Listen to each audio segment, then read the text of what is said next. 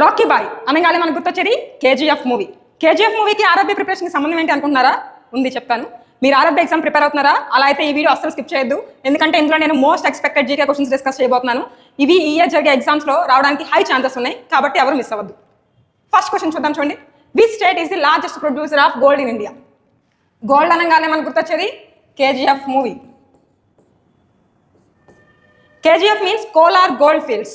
ఇండియాలో గోల్డ్ అనేది major production అనేది కోలార్ గోల్డ్ ఫీల్డ్స్ నుంచే జరుగుతుంది.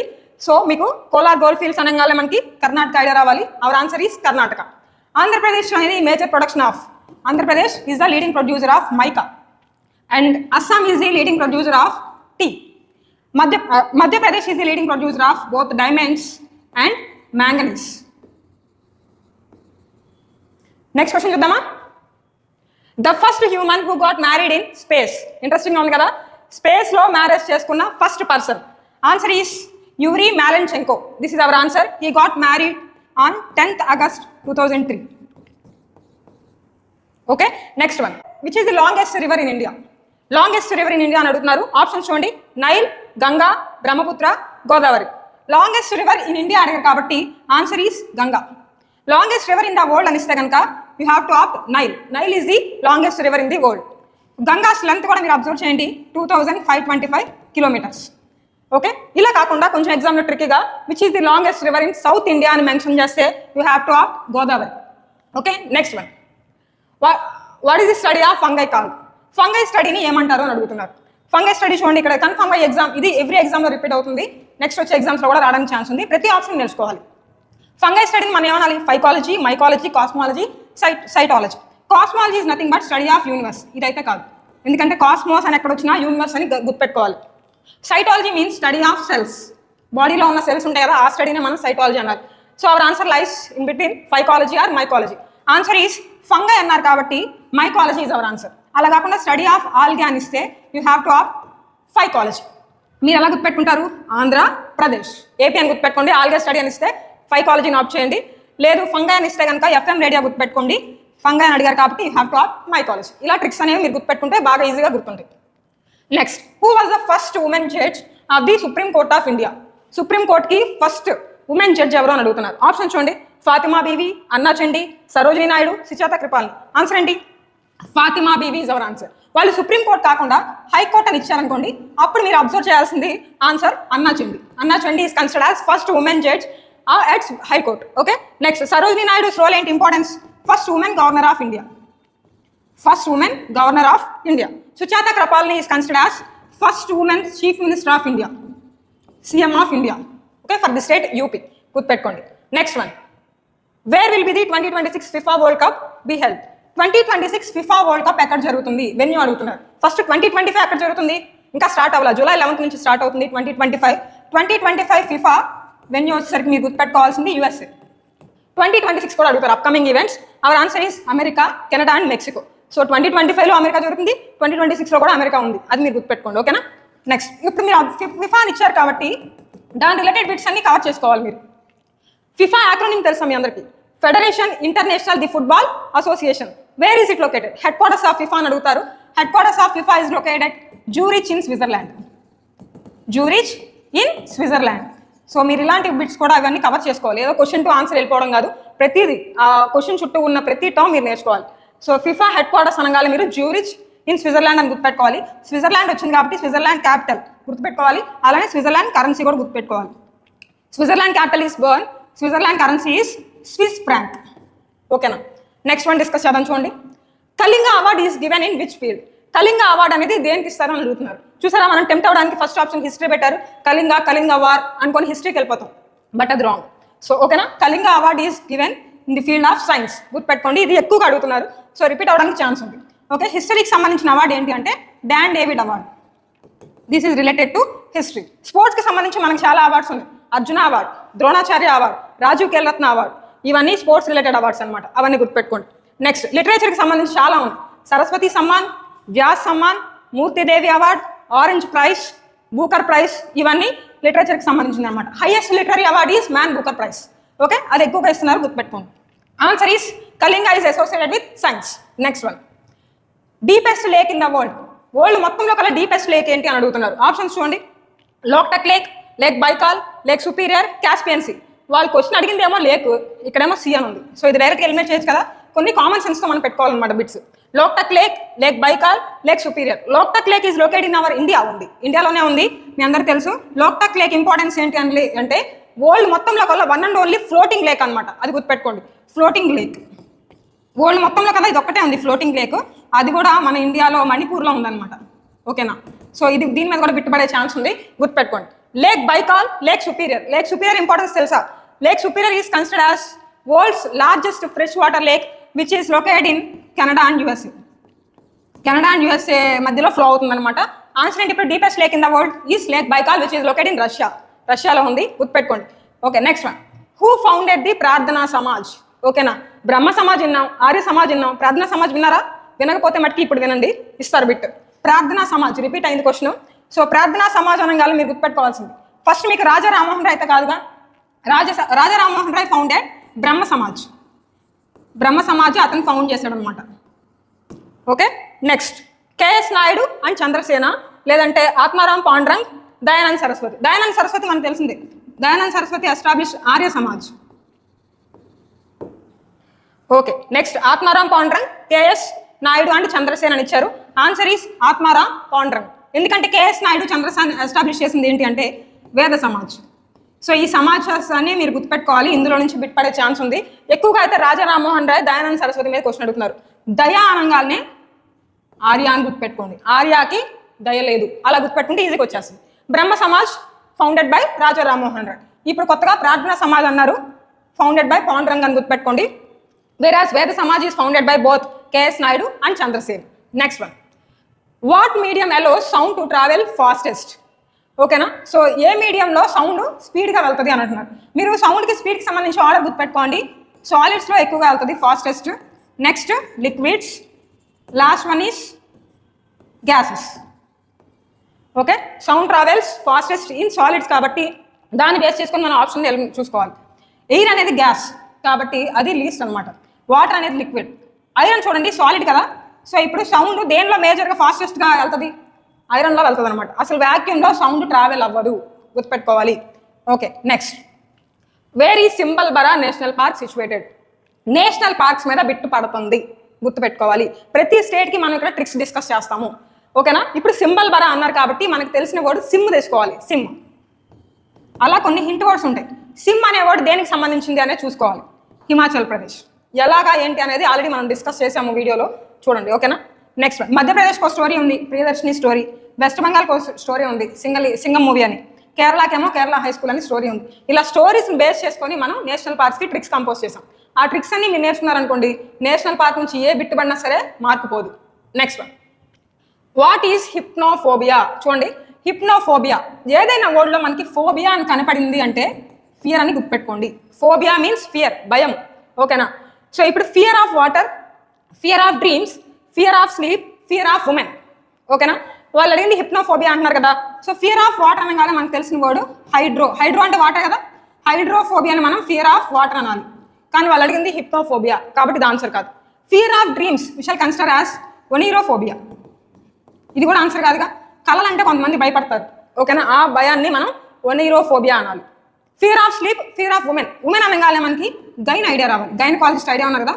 గైనకోఫోబియా is nothing but fear of women. Gynophobia అంటారు, gynophobia. Gynophobia is nothing but fear of women. అదే ఆండ్రోఫోబియా అయితే కనుక ఫియర్ ఆఫ్ మెన్, గుర్తుపెట్టుకోవాలి. ఇప్పుడు ఫియర్ ఆఫ్ స్లీప్ అనగానే మనం గుర్తుపెట్టుకోవాల్సింది ఏంటి? హిప్నోఫోబియా. ఫియర్ ఆఫ్ స్లీప్ అంటే హిప్నోఫోబియా అనివచ్చు ఆర్ సామ్నిఫోబియా అనివచ్చు. ఎలా ఇచ్చినా మీరు ఆన్సర్ ఏం పెట్టాలంటే ఫియర్ ఆఫ్ స్లీప్. SOMN ఎక్కడ కనపడినా స్లీప్. ఓకేనా, next one. Which sport is not allowed to play left handed? Left handed ప్లేయర్ని అలౌ చేయరనమాట ఆ గేమ్లో. ఎవరది? ఏ గేమ్ అది? Rugby, football, polo, cricket, soccer. Rishabh Pant is left handed player. క్రికెట్లో మనం లెఫ్ట్ హ్యాండర్స్ని అలౌ చేస్తున్నాం, కానీ చెయ్యని గేమ్ ఏంటి అని అడుగుతున్నారు. క్రికెట్లో లెఫ్ట్ హ్యాండెడ్ బ్యాట్స్మెన్స్ ఉంటారు కదా. సో సాకర్ ఫుట్బాల్ కదా, అది హ్యాండ్తో మనకు అంత పని ఉండదు. గోల్ కీపర్ కూడా 2 హ్యాండ్స్ యూజ్ చేస్తారు. సో సాకర్ అంటే ఫుట్బాల్ అనమాట, కాబట్టి ఫుట్బాల్ అయితే కాదు, లెఫ్ట్ హ్యాండెడ్ పీపుల్ని ఆపరు. రగ్బీ, ఫుట్బాల్లో 2 హ్యాండ్స్ యూజ్ చేస్తారు. సో మన ఆన్సర్ ఏంటి? Polo means horse riding. ఇందులో లెఫ్ట్ హ్యాండెడ్ పీపుల్కి ఎలో లేదు. Next one. What is the name of the first robot in the world to speak Hindi? Interesting ఉంది కదా, ఇస్తారు ఇలాంటి క్వశ్చన్స్ కన్ఫర్మ్గా. హిందీ మాట్లాడే ఫస్ట్ రోబో ఏంటి అని అడుగుతున్నారు. Hour answer is Rashmi. Rashmi గుర్తుపెట్టుకోండి, ఓకేనా? రష్మి అనేది బాగా గుర్తుపెట్టుకోవాలి. సోఫియా, షాలు అండ్ రూబా ఇవి కూడా గుర్తుపెట్టుకోండి, ట్రై చేయండి. First Urdu speaking robo is Rooba. Next Sophia means first English speaking robo. Shalu is first Telugu speaking robo, ఓకేనా? సో ఇవన్నీ గుర్తుపెట్టుకోండి. మేజర్గా ఎగ్జామ్లో ఇచ్చారు, కరెంట్ అఫైర్ కాబట్టి ఇవ్వడానికి ఛాన్స్ ఉంది. Next, which elements combine to form ammonia? Ammonia అనగానే మీకు గుర్తు రావాల్సింది NH3, తెలుసుగా? NH4 కాదు, NH3.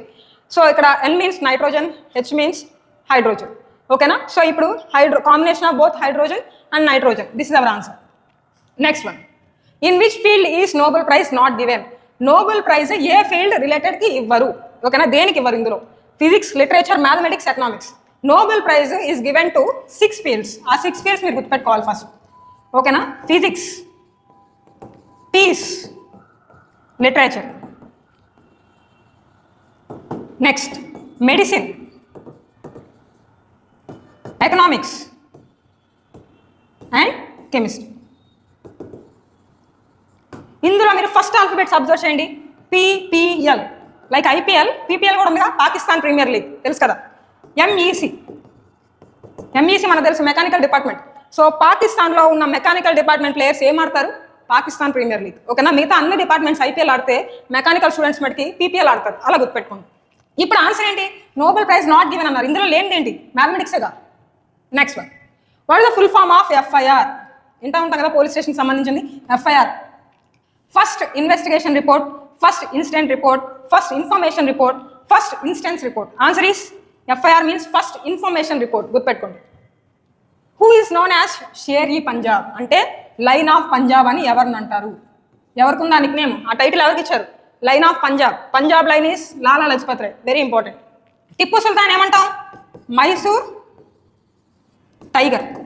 ఇక్కడ ఇది అబ్జర్వ్ చేయండి, లాలా లజపత్ రాయ్ ఏమంటాం అంటే లైన్ ఆఫ్ పంజాబ్. ఇతను టిప్పు సుల్తాన్ ఏమంటాం? Mysore tiger, not line, okay? Ball Gangadhar Tilak considered as Maratha kesari, okay? Next, Tanguturi Prakasam Telugu name కదా కాబట్టి ఆంధ్ర కేసరి, గుర్తుపెట్టుకోండి. నెక్స్ట్ ఎగ్జామ్లో Andhra kesari, who is considered as Andhra kesari అని ఇస్తారు. You have to opt Tanguturi Prakasam Pantulu. Next, which country is called land off white elephants? Land off white elephants అనగానే మీరు గుర్తు రావాల్సింది థాయిలాండ్. థాయిలాండ్కి ట్రెడిషన్ అనమాట, అక్కడ వైట్ ఎలిఫెంట్స్ అనేవి ఉంటాయి, అది హిస్టారికల్గా ఉందన్నమాట. Finland considered as land of 1000 lakes. Lakes అనగానే ఫిన్లాండ్ ఫేమస్ అనమాట, అందుకని ఆ టైటిల్ వచ్చింది ల్యాండ్ ఆఫ్ 1000 లేక్స్. నార్వే అనగానే land of midnight sun అనేది గుర్తుపెట్టుకోండి, ఈ నిక్ నేమ్స్ అనే ఇస్తారు. ల్యాండ్ ఆఫ్ రైజింగ్ సన్ తెలుసు Japan, land of setting sun తెలుసు USA, land of midnight sun is Norway. ఇక్కడ చైనా అన్నారు కదా, చైనాకి అనగానే మనకి డ్రాగన్ ఐడియా రావాలి. Red dragon is the title given to China. మిగతా టైటిల్స్ చాలా ఉంటాయి, అవన్నీ మనం ఇక్కడ డిస్కస్ చేస్తాం. Next, which is the fastest healing part of our body? మనకి ఏదైనా దెబ్బలు వెళ్తే ఫస్ట్ క్యూర్ అయిపోయేది ఏంటి అని అడుగుతున్నారు. స్కిన్నా, టంగా, లివరా, నెయిల్సా? టంగ్, వెరీ ఇంపార్టెంట్, ఓకేనా?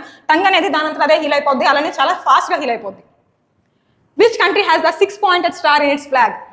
ఓకేనా? సో మనకు నేషనల్ ఫ్లాగ్ ఐడియా ఉంది కదా, మనకు అశోక చక్ర, 24 స్పోక్స్. అలాగే ఏ కంట్రీ ఏ కంట్రీస్ నేషనల్ ఫ్లాగ్లో 6-pointed స్టార్ ఉంటుంది, లైక్ దిస్ 6-pointed స్టార్, ఓకేనా? సో మనం గుర్తుపెట్టుకోవాలి, చూడండి 6 పాయింట్స్ కనిపిస్తున్నాయి కదా. ఆన్సర్ ఈస్ ఇజ్రాయెల్, బాగా గుర్తుపెట్టుకోండి. బ్లూ అండ్ వైట్ కలర్లో ఉంటుంది ఇజ్రాయెల్ నేషనల్ ఫ్లాగ్, సేమ్ ఇలా స్పోక్స్ అనేవి ఉంటాయి, 6-pointed star. Next, which country first used paper currency? Paper currency first time introduce చేసింది ఎవరు? మనందరి దగ్గర పేపర్ కరెన్సీ ఉంది కదా, ఫస్ట్ ఎవరు ఇంట్రడ్యూస్ చేశారు? ఇండియానా, ఈజిప్టా, చైనానా, గ్రీసా? China is the first country to introduce paper currency in 7th century. Next, archery is the national game of which country? ఏ కంట్రీ నేషనల్ గేమ్ ఆర్చరీ అని అడుగుతున్నారు. మన ఇండియాకి national game unofficially field hockey కదా, అలానే పాకిస్తాన్కి నేషనల్ గేమ్ హాకీనే. కానీ archery అంటగానే మీకు ఆల్రెడీ తెలుసు, archery is the national game related to Bhutan. మిగతా కంట్రీస్ కూడా మీరు నేర్చుకుంటే మంచిది, ఎందుకంటే ఎక్కడి నుంచి క్వశ్చన్ అడతారో మనం చెప్పలేం కదా. So China's national game is table tennis, గుర్తుపెట్టుకోండి. TT అంటాం మనం సింపుల్గా. చైనా అనగానే చైనా మొబైల్స్ తెలుసు కదా, అలా చైనా టేబుల్స్ అని గుర్తుపెట్టుకోండి, ఓకే? చైనా టేబుల్ అనగానే మనకి టేబుల్ టెన్నిస్ గేమ్ ఐడియా వచ్చేస్తుంది. నెక్స్ట్, స్పెయిన్ నేషనల్ గేమ్ ఏంటి అంటే బుల్ ఫైటింగ్. బుల్ ఫైటింగ్ అనేది నేషనల్ గేమ్ ఆఫ్ స్పెయిన్, గుర్తుపెట్టుకోండి. Hungary's national game is water polo. ఇంకా చాలా నేషనల్ గేమ్స్ ఉన్నాయి, ఓకేనా? అవన్నీ మీరు నేర్చుకోవాలి. Turkey national game oil wrestling అని, నెక్స్ట్ కజకిస్తాన్, నేపాల్, బంగ్లాదేశ్ అన్నిటికీ నేషనల్ గేమ్స్ మీరు నేర్చుకోవాలి, ఎందుకంటే నేషనల్ గేమ్స్ మీద బిట్టుపడే ఛాన్స్ ఉంది. Next, the red colour in the Olympic ring traditional represents which continent or region. Olympic ring మీకు అందరికీ ఐడియా ఉంది కదా, హ్యావింగ్ 5 రింగ్స్ కదా. ఈ 5 రింగ్స్లో రెడ్ కలర్ ఏం రిప్రజెంట్ చేస్తుంది అంటున్నారు. ఓకేనా, ఫస్ట్ ఆర్డర్ కూడా ఇంపార్టెంట్. ఫస్ట్ ఏ రంగు వస్తుంది అవన్నీ కూడా నేర్చుకోవాలి. Blue, black, red. Next this one is yellow, last one is green. ఇందులో blue colour represents Europe continent, Oceania అని కూడా అనొచ్చు, Europe continent. Next black colour represents black people, idea రావాలి. బ్లాక్ పీపుల్ అంటే ఏ కాంటినెంట్? ఆఫ్రికా. నెక్స్ట్ రెడ్ అనగానే face బాగా రెడ్డిష్గా ఉంటాయి వాళ్ళ ఫేస్లు, చిన్న ఇలా జస్ట్ పిక్ చేసినా సరే వాళ్ళకి ఈజీగా రెడ్ అయిపోద్ది. సో అమెరికన్ పీపుల్ గుర్తుపెట్టుకోండి, అమెరికా, వాళ్ళ ఫేస్ ఈజీగా రెడ్ అయిపోద్ది. నెక్స్ట్ ఎల్లో అనగానే ఏషియా, ఐడియా రావాలి, మనమే ఎల్లో కలర్ ఎక్కువ యూస్ చేస్తాం కదా. నెక్స్ట్ వన్ సిఎస్కే, అలా అయినా గుర్తుపెట్టుకోండి. నెక్స్ట్ గ్రీన్, ఆస్ట్రేలియా, ఎందుకంటే ఆస్ట్రేలియాలో ఫార్మింగ్ ఎక్కువ ఉండిద్ది. సో గ్రీన్ కలర్ ప్లాంటింగ్ అనేది ఎక్కువ ఉంది, ప్లాంటేషన్, అలా ఈజీగా గుర్తుపెట్టుకోవడానికి ట్రై చేయండి. ఇందులో నుంచి రావడానికి ఛాన్స్ ఉంది. ఇప్పుడు రెడ్ కలర్ అంటున్నారు కాబట్టి రెడ్ పీపుల్ ఎవరు? America. America is our answer. Next ఎగ్జామ్లో గ్రీన్ అడగచ్చు, ఎల్లో అడగచ్చు, అన్ని గుర్తుపెట్టుకోవడానికి ట్రై చేయండి. Currency of Denmark, Denmark currency అంటున్నారు. 4 ఆప్షన్స్ ఇచ్చారు, క్రోనే, డాంగ్, ఫోరెంట్. మీకు ఏం తెలియదు అనుకోండి, ఇవి రెండు చాలా దగ్గరగా ఉన్నాయి కాబట్టి ఈ రెండులో ఏదో రిస్క్ తీసుకోండి. అలాంటివి కన్ఫర్మ్గా మనకి రైట్ అవడానికి ఎక్కువ ఛాన్స్ ఉంటుంది. అవర్ ఆన్సర్ ఈస్ చూడండి, డెన్మార్క్ అనగానే మీకు ఇక్కడ ఒక ట్రిక్ ఉంది. సింధ్ నది ఐడియా ఉందా? సింధు నది అంటాం, ఆ సింధ్ అని గుర్తుపెట్టుకోండి. ఓకేనా, సో ఇప్పుడు ఎస్ఐ అనగానే మీకు స్వీడన్, ఐస్లాండ్ ఐడియా రావాలి. అలానే ఎన్డి అనగానే నార్వే, డెన్మార్క్ ఐడియా వస్తాయి. ఇవన్నీ ఒకే చోట ఉంటాయి, మీకు తెలుసు ఆల్రెడీ. ఓకేనా, ఈ 4 నేషన్స్కి కరెన్సీస్ క్రోనే లాగా ఉంటాయి. ఫస్ట్ 2 ఎస్ఐకి ఏంటి అంటే మన డిక్షనరీలో ఫస్ట్ వచ్చే క్రోనా. నెక్స్ట్ ఎన్డీకి ఏంటి అంటే డిక్షనరీలో నెక్స్ట్ వచ్చే క్రోనే. డిక్షనరీ ఆర్డర్కి వెళ్ళిపోండి, క్రోనా ముందు వస్తుంది, క్రోనే నెక్స్ట్ వస్తుంది. సో వాళ్ళు అడిగింది డెన్మార్క్ కాబట్టి లాస్ట్లో ఉంది కాబట్టి krone is the official currency of Denmark. అంతే, ఇవన్నీ మీరు నేర్చుకోవాలి కరెన్సీస్. మీకు వీటి మీద ఏమైనా డౌట్స్ ఉన్నా ఓకేనా మీరు కమెంట్ చేయండి. కమెంట్ చేస్తే ఏంటంటే మేము రిప్లై ఇస్తాము, దాన్ని బట్టి మా ఫుల్ సపోర్ట్ మీకు ఉంటుంది. ఫర్దర్గా ఇంకేమైనా వీడియోస్ కావాలనుకున్నా మీరు మాకు సజెషన్ ఇవ్వండి, will make it. Okay, all the best.